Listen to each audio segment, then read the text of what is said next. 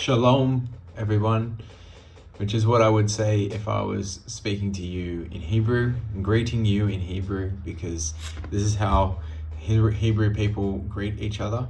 Shalom.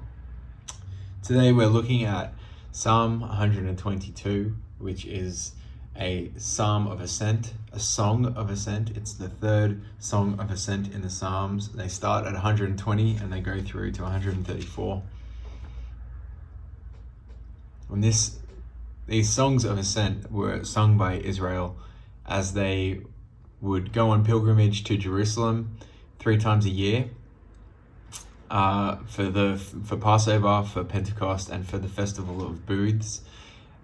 They would head to Jerusalem, and as they were entering Jerusalem, they would sing these songs. So Psalm 120, the first one, was usually sang as they were a long way off. And then Psalm 121, it speaks about lifting our eyes to the mountains, which are just around the city of Jerusalem.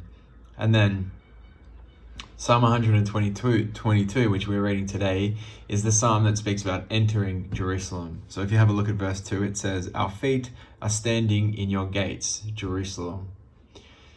When I went to Jerusalem a few years ago, we got the privilege of visiting the Temple Mount. And when we did, there was a group of Jewish pilgrims who were singing these songs in Hebrew as they ascended the ramp, which was very exciting for them. And they were all very pumped, and it was very exciting for me too to see that happen. I remember that our group was actually ahead of them, but they charged through our group singing these songs, very, very excited to be heading up to the Temple Mount, even though there's not really much there for them anymore.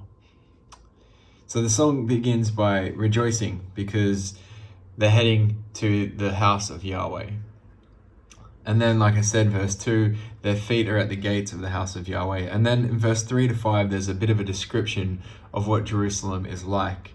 Now, it's worth remembering that the name Jerusalem means the city of peace. Jeru Shalom, Jerusalem, the city of peace. And 3 times a year, they would enter the city of peace. They would go to the city of peace for festivals. This is what it means in verse 4 when it says, "That is where the tribes go up, the tribes of Yahweh, to praise the name of Yahweh, according to the statutes given to Israel."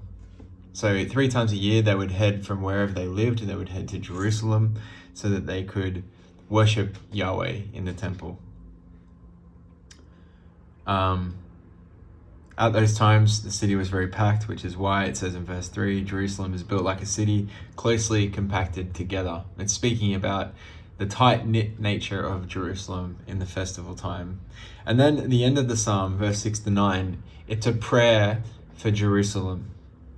The prayer is for peace, for shalom, for the city of peace, for the Jerusalem. So there's a bit of a play on words happening here, and you definitely get the idea that the theme of this prayer is for peace. So pray for the peace of the city of peace. May those who love you be secure. May there be peace within your walls and security within your citadels. For the sake of my family and friends, I will say, peace be within you.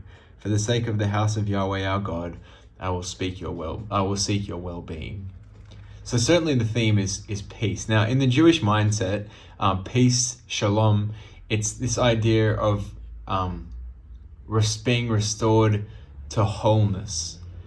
Shalom was what there was in the beginning, and then it's since deteriorated, and so it should be restored. Wholeness needs to be restored, and so we pray for God to restore shalom. And that's why Jerusalem is known as the city of peace, because this is how God is bringing about his restoration through the city. I said this for you a few weeks ago in a devotion, but the way that the Israelites viewed Jerusalem was similar to the way that Christians talk about the geographical place of Calvary. For Israelites, Jerusalem was attached to God's promises to them to bring about justice and to restore peace, similar to the way that Calvary for Christians is a place where God fulfills his promises as well. So Israel did the same thing with Jerusalem. For them, this city wasn't just a city, it was a significant place where God brings about his promises. And so they pray for the peace of this city because they're ultimately praying for peace to reign. They're praying for God to bring about shalom. which is a wonderful thing, and we should also pray that God would do that. It's really encouraging to think that we, as well as the Israelites of the past, have asked for God to restore his wholeness to the world, to restore things to the way they ought to be, returning things to the way they should be. Jesus himself ascended this mount, and as he did, he would have, through his whole life, he would have sung these songs of ascent. And when it's recorded for us in Luke's gospel that he is ascending the holy mountain, Jerusalem, when he's entering the city, we hear him say these words. This is what it says in Luke 19. As he approached Jerusalem and saw the city, he wept over it, and he said, "If you had only known on this day what would bring you peace, but now it is hidden from your eyes." Because what Jerusalem didn't know in the time of Jesus was that the one who entered that city on that day was the one who brings about peace. For the people who would sing these songs as they entered the city, asking God to bring about peace, they just didn't see that Jesus was the way that God would bring about that peace.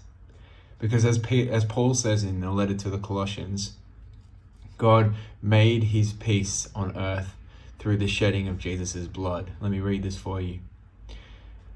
Through him, that's Jesus, God was reconciling to himself all things, whether things on earth or things in heaven, by making peace through Jesus' blood shed on a cross.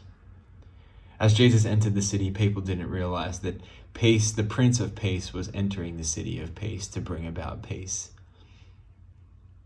Thank God that we have a God of peace.